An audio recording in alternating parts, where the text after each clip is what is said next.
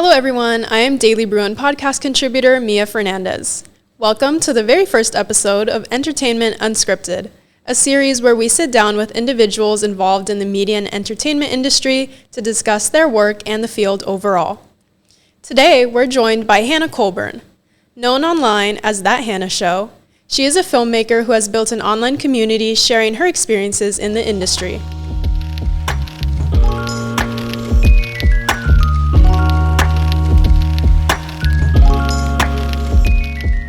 Hannah, thank you so much for joining us today.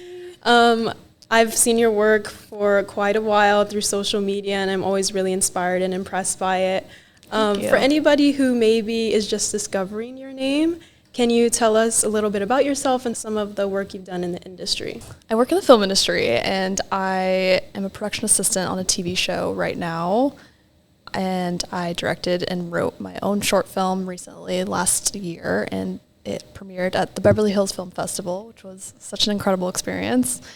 And yeah, I've kind of been on a bunch of different gigs and doing all sorts of different things. Right now I've kind of moved into the social media department for the TV show that I work on, so that's been really fun, but I've kind of bounced around doing a lot of different things in the industry. Yeah, amazing. And we're gonna get into all of it in a little bit. Just before that, can you take us back to before you got into the industry? What just inspired you, or what did you feel led you to the film industry? I think I always had a passion for movies and storytelling, and I think when I was in high school, I liked to make creative videos a lot, so I did a lot of travel vlogging and just putting together videos with my friends, and I took a film class in high school, and when I took that class, I immediately knew that that was the path I wanted to go towards. So when I graduated high school, I kind of steered my direction to go down that path. Yeah, that's really cool that your high school had that. I am surprised my school had it. I didn't even, I didn't know that I wanted to do that until I took that class. And yeah, what did you want to be when you were little? When I was little, I wanted to be a singer.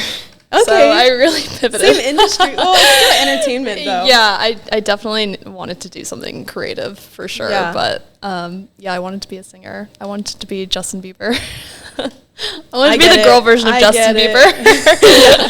Yeah. I mean, you still could. That's you have time. Did you work on America's Got Talent? Yeah, I did. So, which is funny because I auditioned for America's Got Talent when I was young, and I sang for them, and obviously that didn't get anywhere, but it was kind of a full circle moment when I ended up working on their show, because that was obviously really, really cool. Yeah, and it's kind of like a reflection of how many positions there really are in the industry. Like, you could be the talent, or you could be behind the scenes working in production, which is really amazing. Yeah. So you mentioned you've done a lot of work as a production assistant. What has been your favorite part of that, or what is like the day-to-day for that? Ooh. My favorite part is definitely just being on set and experiencing all that it takes to make a TV show or a movie or whatever it is, because it really is a huge team effort, and as a production assistant, it kind of gives you the perfect opportunity to figure out which department you're kind of leaning towards or interested in, because you're kind of the assistant for everything on set, so you can dabble with whatever you're interested in and just network with people and figure out what it is that you want to do. Yeah. Is there something that you feel like you're leaning towards right now? I think right now it's more so for me that I am working as a production assistant, but it's given me the opportunity to continue to do my own work outside of being on set. So it kind of just gives me my motivation to keep writing and directing my own films. And when I go to work, I think it's just being on set is my favorite thing ever. So that's kind of why, I guess, that's probably why I am still a production assistant, is just because it gives me the creative freedom to continue to do my own things outside of there and not have to focus too much on anything. That makes sense.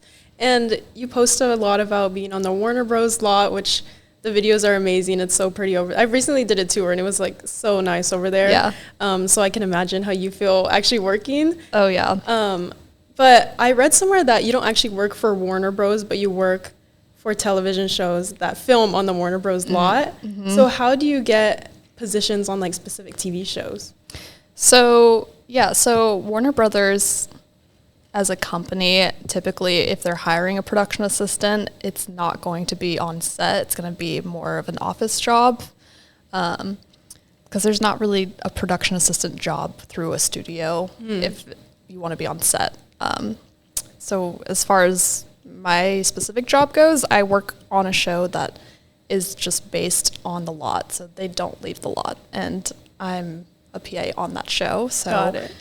I'm on the lot every single day, which is amazing and so super lucky. But I know that's not really the norm for a lot of people. Typically, shows will film on the lot for like a month or two, and then they'll move to a different location, or, you know, a show might film on the lot for like literally a day, and then they're on a different location the next day. So it's all very, very different. But ultimately, yeah, if you want to be a production assistant, you want to be on set, it's not going to be through a studio like Warner Brothers or Disney or whatever, because those jobs are going to be more in an office.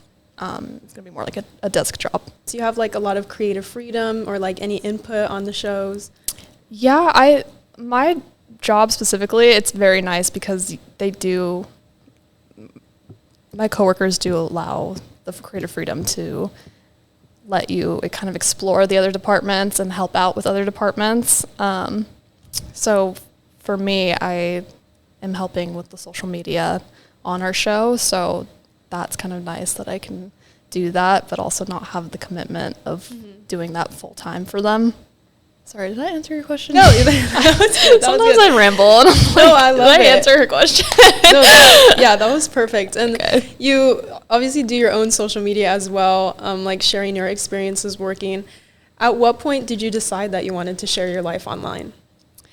So I started sharing on social media probably 2.5 years ago, and my ultimate goal was really to gain an audience of people who wanted to see behind the scenes and people who love film as much as I do. And I really wanted to build a community of people who would be interested in seeing some of my own like creative work, I guess, since ultimately I do want to be a film director. And so I think right now with the way social media is, it's probably the best place you could possibly share your work and let people see it. And it ended up growing, and now it's doing well. Yeah, even like when I first reached out, and then I looked again this morning, and like it was like growing in that short period of time, which is like really amazing to see, because it is a scary industry to navigate, especially if you don't know anybody. So it's kind of helpful, at least in my experience, to have your account there and learn from you, even though, I mean, now I've met you, but prior to this, it's been really helpful to know that somebody so young as well is like navigating it. So I really appreciate that. Cool. You've been doing that. Thank you. In terms of your social media, do you want to focus on that, or are you like still focused on directing or being PA? I know I've kind of bounced around so many different paths, but for sure, I think utilizing social media is so huge if you want to work in the creative industry. So definitely I'm keeping a focus on posting through social media, but ultimately I'm still wanting to direct and write and make my own short films, and hopefully eventually go into making my own feature film. But with my last short film, Lacuna, it did so well on social media, and so I definitely want to continue to grow my social media so that I can be able to continue to share my own work, because you never know who's going to see it, and you never know what opportunities it might lead to. So I definitely think if there's anyone that wants to direct or wants to act or do that type of stuff, utilizing social media is so beneficial. Yeah, and I think that, I mean, I'm still learning about the film industry. I'm kind of barely getting into it. But I think that based on Sean Baker's speech at the Oscars, I feel like it's kind of being talked about a little bit more. And independent films are being talked about a little bit more, and that's really amazing because I've seen Lacuna and it was really great. Oh, thank you. Yeah, and I want to talk to you more about that in a little bit. But how do you feel about kind of bringing awareness to independent film? Because obviously there are huge production studios that kind of dominate and have dominated throughout motion picture history. Yeah, I mean, I 100% think indie films are the future for the film industry. I think studios have become much less involved with caring about the creative part of filmmaking, and that's like what indie films are all about, is making a solid piece and telling a really good story. So I definitely think indie films are going to be the next thing for the film industry, and hopefully that means eventually more jobs will start coming back up. And I think I agree. I think indie films are going to be the next big thing. Mm-hmm. They definitely have kind of a different tone. You can tell there's like love put into it, I feel like, and that came through in Lacuna as well. I have to say, when I first watched it, I was kind of like, oh my gosh, like, what is this girl doing? So, yeah, by the way, if you haven't watched it, go watch it. It's lovely, but, I know, she's crazy. But she's also kind of real, like, you know, there's she's human, and, when I first watched it, I was like, okay, like, because Lacuna means, unfulfilled. A missing piece. A gap. Yeah, and so, like, you know, she found the birds, and I was like, oh my gosh, like, she's going to be, like, a mother figure, like, that's going to fill her void, or, like, the relationship with the guy on the beach, and then I was like, oh my gosh, like, this is her villain origin story, like, this, you know. I called it, like, a flawed fairy tale, I think, just because I don't know, I feel like I kind of relate to that, too, a little bit, because anytime I ever had a crush, you know, you go a little crazy. Maybe not that crazy, but you know, I wanted to kind of make that a relatable experience for it. Definitely was. I mean, it is relatable because, you know, she got her heart broken, and also something I wanted to discuss with you is like the symbolism of it and like the use of color throughout the film. Like, I noticed in the scene where she's sitting on the steps waiting for the guy the second time, like, she crushes the pie and like the red comes out, and she's like saying like her heart's broken in that same moment. And then later she's drinking red tea, and then later she's wearing a red dress. And so, like, was that intentional? Did you pre-plan that, or did it kind of like come up as you were filming? Yeah, I don't know if the red was super intentional. I mean, I'm always very intentional with what things look like as far as coming on screen goes. I think that's really important, and my goal was to make the whole film kind of feel like more of a dreamy kind of aesthetic, just to kind of emphasize that everything maybe looks perfect, but things maybe aren't so perfect in Lacuna's life. So I think I really just wanted to focus on giving off that element of making it feel like things were dreamy and very fairy tale, fantasy kind of type of vibe. And then I always think it's fun to like have maybe more ominous, creepy things happen when things look pretty. Yeah. And in terms of like, because you've worked on other short films, or you've done other short films, is that correct? Yeah, I have. I would say Lacuna was my first official film that was completely, totally mine. I made like a little stop motion short a few years ago, but otherwise I've been a part of other films, but not ones that like I wrote or directed. Got it. Seems like it did very well. I mean, thank you. Like you said, it was at the was it the Beverly Hills Film Festival? Yeah. Yeah, and I saw also that you had a song released from it. Yeah, the actress Sydney Mitchell, she is also a singer, so she made a song for the film, which was really perfect. It was really good. It came out perfect as like the ending titles. Yeah. No, that's really cool. What was your experience with the film festival like? It was amazing. I mean, I didn't realize how much of a process it is to get involved with film festivals, and I didn't realize how expensive it was. Like every film you submit, you have to pay a fee. Like when you're submitting an application for college or whatever, like you pay a fee. So you have to be very selective of what film festivals you're submitting to. That way you don't end up wasting a bunch of money. Because there are a lot of scam film festivals that exist. I feel like people don't really know that. But I submitted to 5 festivals, and out of all of them, Beverly Hills was the one that I wanted to get into the most, which was so exciting when they accepted it. And the other ones, they all declined or rejected it, which is fine because Beverly Hills was the first one I submitted to, and they were the first ones to accept it. And nice. I was already on a high from that, so I wasn't bummed about all the other ones. But the process was easy. It's just, it is like not cheap. Yeah. I want to ask more also about your experience with or your perspective on short films in general. Like, what's the planning like? How do you acquire your talent? All of that. Mm-hmm. Yeah, I definitely suggest getting friends to help you make a short film, just to keep it, I guess, realistic for your bank account.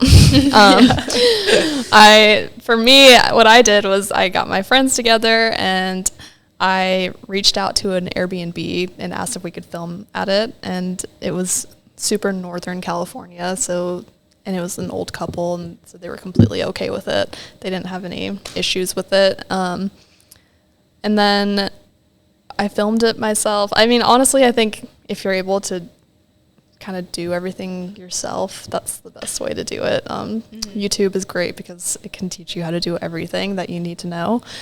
And I feel like also when you're writing your film, to definitely try to keep it grounded in a way so that it's not reaching too high. Like if you're going to write about something, like try not to make it about, an astronaut in space, because it'll be really hard to execute that. I would try to write things that are going to be realistic for you to make when you're first starting out. That makes sense. I feel, it would be quite hard to acquire a set and everything for one in outer space, especially if it's low budget and everything. But I think it makes it even more impressive that you did it all by yourself and you and your friends, because obviously the films that we see on screen, it takes hundreds of people and a lot of money. But it was funny because when my film premiered at the Beverly Hills Film Festival, all the other films had so many names involved and so many just different departments involved. And when my film screened, there was 5 names. Yeah, those credits were done. Yeah, so I definitely recommend I think if you can have the least amount of people involved possible, that is the best way to do it, truly, because the moment you have too many people involved, you have too many cooks in the kitchen and too many opinions, and your film ends up not being what you probably envisioned it being at the beginning. So honestly, I say get a cheap camera and grab your actor friends and just write it and make it, and try to do things yourself if you can. Yeah, I think that's the best way to do it. Is there anything that you're working on now that you can share? Yeah, I just finished writing my next short film, so I'm very excited about that. I'm going to hopefully go into production and filming it during the summer, so probably June, July time. Okay, nice. Keep your eyes out. It's Definitely. called Stitched. Stitched? Yeah. Ooh, okay. I feel like that could go in so many different directions. Yeah. So I'm really curious. How long does it take to start to finish, from the idea to screening it? Oof, it really depends, honestly, because Lacuna, I wrote the script in a week, and then the next week we went and shot it, and then I spent probably 4 or 5 months editing it, and then I submitted to festivals, so I would say that probably took 10 months to do, With Stitched, I started writing it last year. Like literally a year ago, I started writing it. So that one's taken me a lot longer to obviously implement. So it really just depends. I would say roughly, though, expect about 8 to 12 months to do the whole process. Mm-hmm. It definitely is a commitment. Yeah, it seems like it is for sure. How do you balance that with like work and like personal life? Honestly, it's so hard. Still learning. That's why it's taking me so long to write this next film, because it's so hard. I mean, as a production assistant working on a show, I'm there Monday through Friday, 10 hours a day at minimum. So by the time I get home, I'm so tired. I just want to go to sleep. And luckily, the show that I work on, like I was telling you earlier, was that we go on breaks sometimes. So we get a winter break. We're on spring break right now, so I get a week off from work. So that is super helpful for me to take that downtime and write. But again, that's like not really the norm, so I think I just got really lucky with that. But it is tough to balance it. I just think, honestly, like reminding yourself and trying to stay optimistic of why you're doing what you're doing and just not giving up is the biggest thing. Yeah.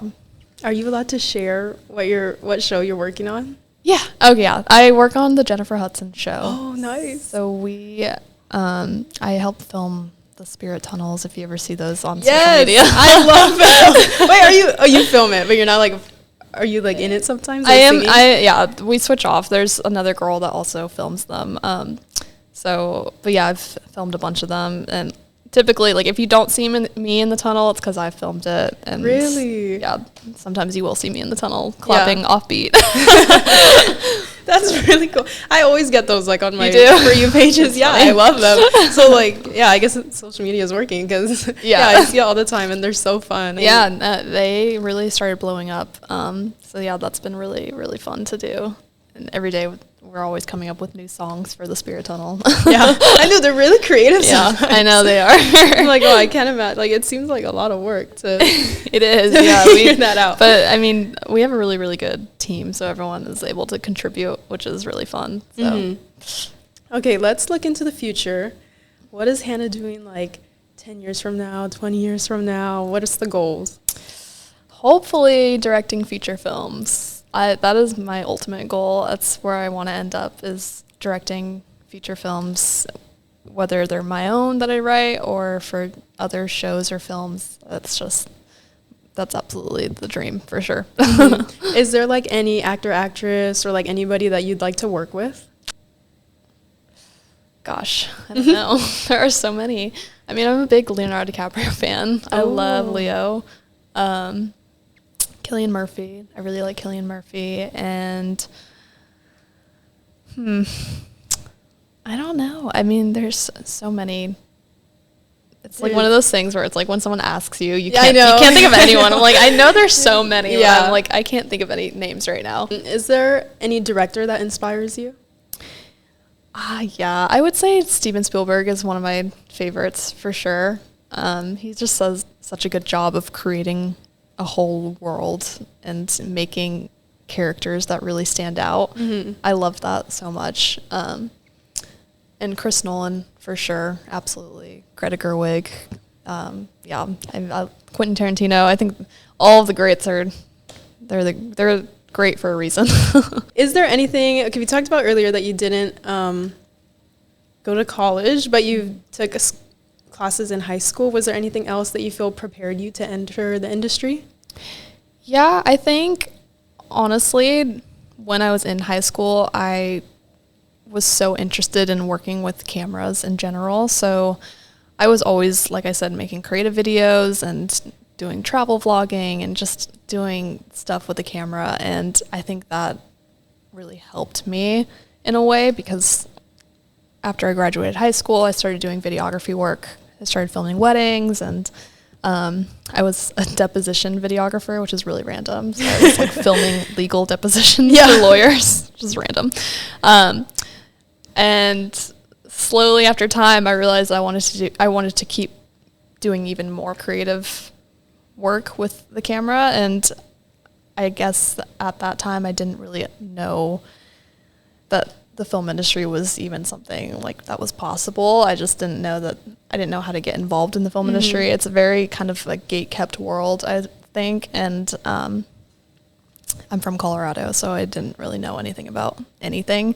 But, you know, I used Google, I looked it up, and people said, oh, start out as a production assistant. That's the best way to get your foot in the door.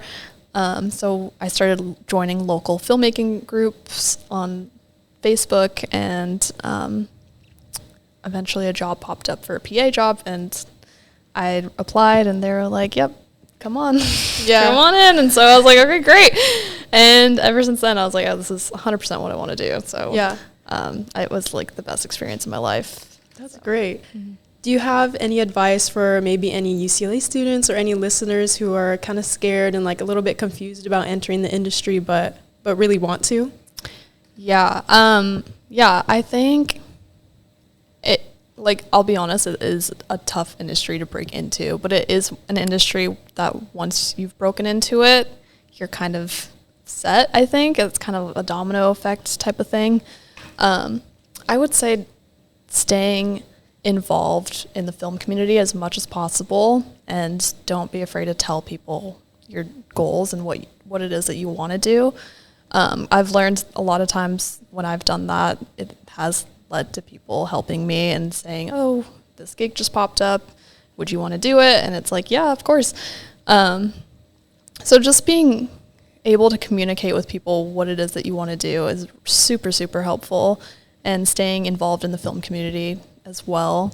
But I would say don't be prepared. It's not going to be easy to get into right from the start. Just be prepared. But don't give up either, because it is very much possible, because I moved here with knowing nobody. I didn't have any connections, and I am on the Warner Brothers lot every single day now, which is absolutely incredible. And I truly don't think 2 years ago, if you told me that, I probably wouldn't believe you, but it's absolutely possible. And I know my job specifically is not the norm for a lot of people, but you know, it's just one of those things where I think keep going, keep trying, be prepared. You might have to get a different job somewhere, like at a restaurant or something. That's what I did.